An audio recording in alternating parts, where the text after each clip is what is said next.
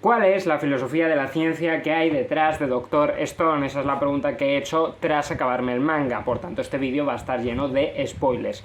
La manera de ver la ciencia de Senku, que es el protagonista de este manga, es una manera bueno, muy positiva, por supuesto, se valora muy positivamente el quehacer científico y está cargada de reflexión en torno a qué es la ciencia. Es sorprendente que no solo está llena de precisamente experimentos, elaboraciones, elucubraciones científicas, sino también reflexiones en torno a qué es la ciencia, lo que me hace pensar que el autor ha reflexionado e investigado, aunque sea un mínimo, por supuesto, sobre esto.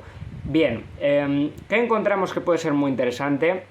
Bueno, primero se habla mucho de la reproductibilidad de la ciencia como aquello que busca algo que sea capaz de reproducirse, incluso se matiza la dificultad de poder entender algo si no puede reproducirse, ¿no? En general a condiciones más simplificadas, y efectivamente esto es muy acorde a nociones de qué es la ciencia actuales. También debemos señalar que hay una idea de la ciencia con una especie de pluralismo metodológico. La ciencia de Senku es una ciencia que empieza por la teoría y que acaba por la experimentación. Senku imagina un mapa mental de aquello que quiere construir, que luego se materializa en un mapa material, valga la redundancia, y llega a una serie de procesos a través de ese error, también matizado y explicado como una de las fuentes fundamentales de la experimentación científica, lo que me parece también muy correcto, y efectivamente se acaba por conseguir ese objeto científico que se buscaba y que es acorde al mapa mental de Senku.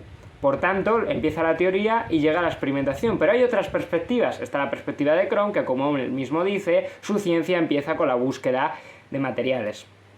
Él empieza recolectando, viendo qué puede hacer con lo que tiene, y luego acaba por diseñar un objeto del que quizás incluso aprenda algo nuevo o que le lleve a pensar en el siguiente objeto. Es decir, que la ciencia de Crone empieza primero la experimentación y luego ya llega la teoría. Aquí hay un perspectivismo, un pluralismo de perspectivas en la ciencia que es también acorde a cómo se ha ido desarrollando la ciencia históricamente. No es tan acorde, bueno, este enfoque singular, ¿no?, del genio científico que, bueno, pues aparece en la serie, ¿no?, y que efectivamente el progreso científico, sobre todo moderno y contemporáneo, no aparece a través de particulares genios extravagantes, sino a través de trabajos de miles y miles de personas, cada uno haciendo cálculos y experimentos y ajustando y teoretizando y miles de cosas, hasta llegar a un resultado. En un paper habitual de cualquier revista científica figuran más de 40 nombres, ¿no? Entonces la ciencia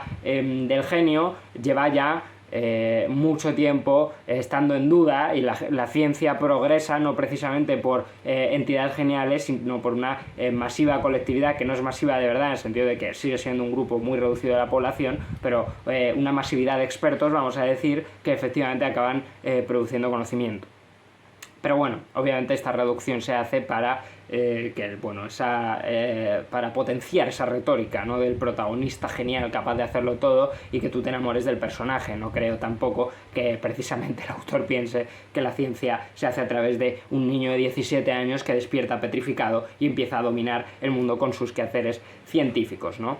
Entonces también hay que entender que Senku aquí, bueno, pues es una especie de super artesano, de un ingeniero genial, un ingeniero con muchísimos conocimientos, pero no sé si es al uso un científico.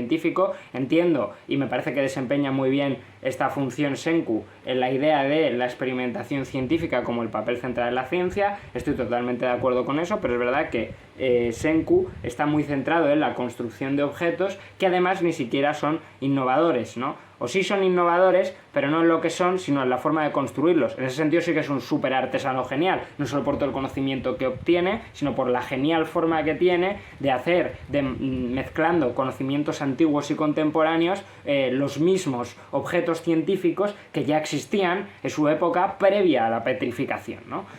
Claro, pero es un ingeniero, ¿no? En ese sentido es un ingeniero, no tiene ese papel de buscar ese conocimiento nuevo, quiere reproducir el pasado en base a lo poco que tiene, pero si pudiese lo haría tan perfecto como se hacía antes. Solo muy al final vemos cierto quehacer y afán de innovación, ¿no?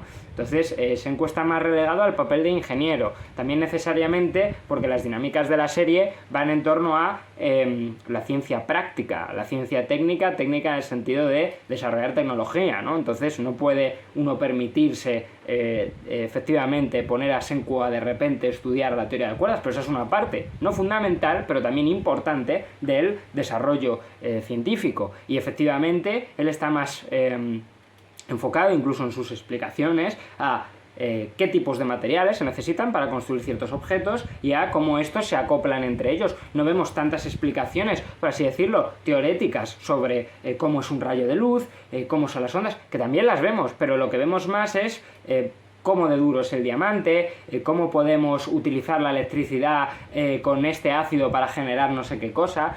Efectivamente son más explicaciones sobre experimentos e incluso más sobre la combinación y reunión de materiales para realizar esos experimentos.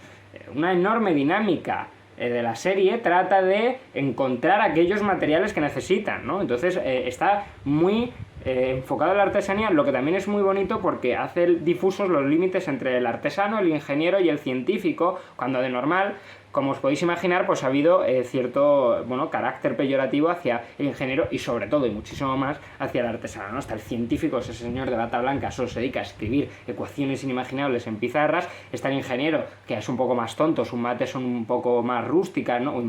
Son un poco más cotidianas y bueno, pues eso sí lo aplica a la vida real, ¿no? Y es súper importante, tiene una utilidad social gigantesca. Y está el artesano, que se dedica a hacer vasijas. Bueno, aquí Kaseki, que es el artesano, cumple un papel fundamental en tanto que solo él tiene la delicadeza, la precisión y la fuerza capaz para hacer las máquinas que Senku precisa, ¿no? Porque claro, necesitan cierto entendimiento espacial, necesitan cierta capacidad manual, y eso solo lo reúne el super artesano, que es Kaseki, ¿no? Que es un tipo increíble capaz de construirlo todo, que de hecho solo se queda atrás y que pasa a ser otro ciudadano más que no entiende nada, ya en la parte final de la ciencia, donde esa ciencia ya es el hecatombe del desarrollo científico, ¿no?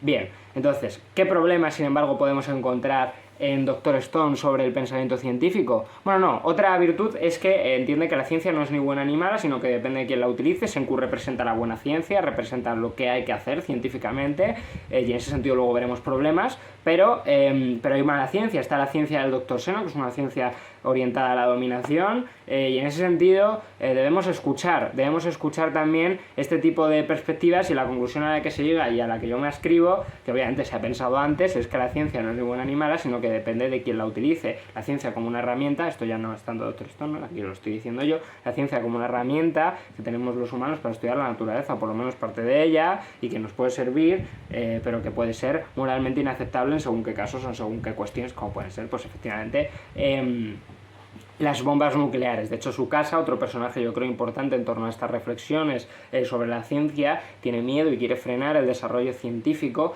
porque cree que ha sido uno de los elementos que ha llevado a la facilidad de dominación por parte de adinerados, ¿no? En lo que, pues, según en qué casos, efectivamente no está nada desacertado. Claro, luego sus decisiones políticas para refrenar eso son del todo cuestionables, ¿no? Bien, ¿qué problemas podemos encontrar? Bueno, la perspectiva de Senku es absolutamente cientificista y encima está orientada totalmente enfocada en la praxis y en la utilidad social. En ese sentido, por mucho que no se para de mencionar que hay un afán por conocer todo el universo, conocer todas las reglas del universo, no vemos realmente eso, sino lo que vemos es solo hacer ciencia que nos sirva. Algún ocio, pero el ocio también se entiende como motivación para que la gente trabaje. Es decir, está todo el rato pensando en la utilidad y la eficiencia, y se subraya la eficiencia de Senku como un factor a tener en cuenta, privilegiado, bondadoso, vamos, que se valora positivamente. En ese sentido, debemos tener precaución. El conocimiento, en mi opinión, es un bien en sí mismo y debe ser perseguido independientemente de su utilidad social, lo que no significa que debamos privilegiar ciertas cuestiones que tienen utilidad social precisamente para ayudar a las vidas de las personas. Pero claro, hay un momento sorprendente en el que se habla de fantasmas y dice, ¿qué haría un científico, no? ¿Qué haría un científico si viese un fantasma? Lo plantean Senku y Seno. Dicen que simplemente se plantearían su reproductibilidad, la reproductibilidad de los fantasmas, solo si quien dice que haya avistado fantasmas pueden acabar gracias a ese supuesto avistamiento por diseñar un experimento reproductible de los fantasmas, solo ahí les interesaría, hasta ahí venga vale, pero es que luego dicen que si lo consiguiesen, por ejemplo, pues si viesen que hay un aumento de temperatura con la presencia de fantasmas, utilizar precisamente a los fantasmas para fabricar un motor, ¿no? Incluso subrayan que solo les interesaría los fantasmas para subrayar un motor. Creerme que si la única manera de pensar científicamente los fantasmas es que podemos aprovechar de ellos para crear más tecnología, yo estaría asustado de la ciencia. Si uno ve fantasmas y no se pregunta por qué existen los fantasmas, de dónde vienen los fantasmas, hay vida más allá de la muerte, de qué están hechos los fantasmas, y solo nos preguntamos cómo podemos utilizar a los fantasmas para producir tecnología, estamos perdidos como sociedad. ¿Dónde está la curiosidad humana? ¿Dónde están nuestras preguntas fundamentales? Debemos perseguirlas. Y sinceramente, si de la ciencia peca a veces de instrumentalización y de efectivamente un pensamiento totalmente pragmático, ¿no? En línea de pues, la instrumentalización de la razón y todo este tipo de cuestiones de Heidegger o de la Escuela de Frankfurt, creo que se puede hacer una ciencia que se pregunte efectivamente de qué están hechos los fantasmas, hay vida más allá de la muerte, este tipo de cuestiones. Efectivamente hay cuestiones que la ciencia no va a poder resolver experimentalmente y efectivamente va a haber cuestiones que la ciencia no va a poder resolver, pero también efectivamente vamos a intentar preguntarlas y vamos a intentarlo, no vamos a dar esas preguntas, no vamos a desechar esas preguntas desde el principio, que es lo que hace Senku, ¿no? Esa perspectiva me parece peligrosa. Yo al ver Doctor Stone he visto la razón instrumental llegar a las puertas de Japón. Es una frase súper exagerada que me parece muy poética y muy bonita y me hace mucha gracia, por eso la he dicho, pero efectivamente no ha llegado la razón instrumental a las puertas de Japón por culpa de un manga. Pero yo de verdad veo una idea de ciencia solo basada en el rendimiento social y tecnológico que esta puede aportarnos que me preocupa profundamente, así como su perspectiva cientificista. Otra de las momentos que aparecen básicamente son relativos a Senku diciendo que que las emociones, que solo son efectivamente reacciones químicas, ¿no? Y que pues, como si en el fondo nada importase, ¿no? Casi una actitud nihilista, pero nihilista por una reducción biologicista o quimicicista, si es que se puede decir, ¿no? De las emociones. Bueno, es que la felicidad es serotonina. ¿Y por qué tienes más serotonina? ¿No? Es siempre la misma pregunta de siempre. Te viene un biologicista y te dice, no, mira, es que lo que te pasa, estás más contento porque te ha subido la dopamina, pero es que no me estás respondiendo a nada. Es que yo lo que quiero saber es por qué me ha subido la dopamina. Ya sé que como tengo más dopamina estoy más contento. ¿Y por qué tengo más dopamina? ¿Cuál es el mecanismo perceptivo, cognoscitivo? ¿Qué es lo que me ha pasado en la vida que haya hecho que esté más contento? Y eso es inexplicable fisiológicamente. Las reacciones químicas son producto de un aparato cognoscitivo, sensorial, que tiene emociones, que vive en un mundo, que tiene relaciones sociales, familiares, culturales, morales, que hace que esté triste o contento. Por supuesto también hay desajustes biológicos aparte y personas que están tristes independientemente de que estén muy bien. No estoy diciendo que eso no sea así, no podemos explicar los procesos emocionales ni meramente desde los factores sociales ni meramente desde los factores biológicos, pero es un absurdo que no está explicando ni nos está diciendo nada sobre nosotros mismos, que reducir a las emociones a meros procesos químicos sin tener en cuenta precisamente aquellas experiencias vitales, sociales, morales, que hacen que nos sintamos así. Y en ese sentido Senku es un cientificista que no explica bien. ¿Qué le falta a Senku? Estudiar humanidades. Le falta mucha gente, no pasa nada. Pero tendría que haberlas estudiado, ¿no? Es decir, es muy cientificista, es un problema, no da cuenta de muchas cosas y precisamente el fallo tremendo de Doctor Stone es al final de la serie cuando ya han despetrificado a casi toda la humanidad y nos venden que que precisamente toda la humanidad vive en armonía. Vamos a ver, vamos a dejar de mentirnos. Y no digo por adoptar una actitud pesimista o realista respecto a la situación actual.